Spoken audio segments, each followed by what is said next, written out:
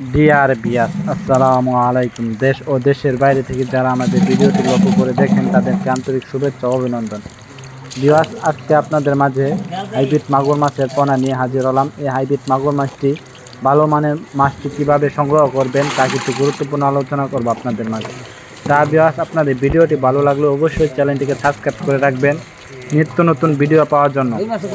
বিয়াস, আপনারা দেখতেই পারছেন এটি আমরা গুনে গুনে যাচাই করে এই মাছটিকে আমরা সারা বাংলাদেশ অক্সিজেনের মাধ্যমে হোম ডেলিভারি করে থাকি।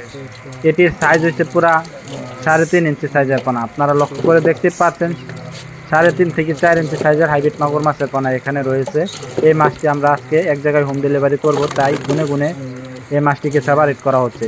বিয়াস, এই হাইব্রিড মাগুর মাছটি আপনারা কিভাবে ভালো মানের পোনা সংগ্রহ করবেন, এটি আপনার চকলেট কালার মাছটি সংগ্রহ করবেন, তাহলে এটি ভালো মানের পোনা মজুত করতে পারবেন।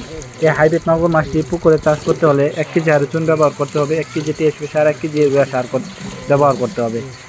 ভালোভাবে পুকুরটি মজুত করে নিতে হবে। তারপরে পুকুরে প্রতি শতাংশে 350 থেকে 400 পিস মাছ দিতে পারবেন। বিয়াস, আপনারা যারা এই মাছটিকে বড় করতে চাচ্ছেন, 2-3 কেজি ওজন করতে চাচ্ছেন, তারা 350 থেকে 400 পিস মাছ দিতে পারবেন।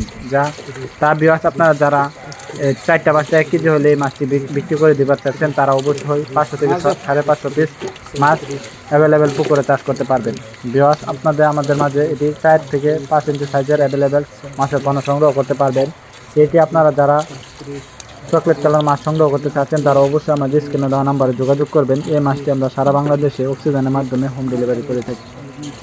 বিয়াস, আপনারা দেখতে পাচ্ছেন এই মাছটিকে আমরা গুনে গুনে যাচাই করে এই মাছটিকে সেপারেট করা হচ্ছে। এই হাইব্রিড মাগুর মাছটি 3 মাছ চাষ করলে এক একটার ওজন আসে 1.5 থেকে 2 কেজি। বিয়াস, আপনারা যারা অল্প পুঁজিতে মাছ চাষ করতে চাচ্ছেন, তারা অবশ্যই হাইব্রিড মাগুর মাছ চাষ করতে পারেন। এই মাছটি অল্প খরচে চাষ করা সম্ভব। যেমন এই হাইব্রিড মাগুর মাছটিকে যত ময়লা আবর্জনা পুকুরে আছে, পান্টনে জমে থাকা, এগুলো খেয়ে বড় হয় দ্রুত।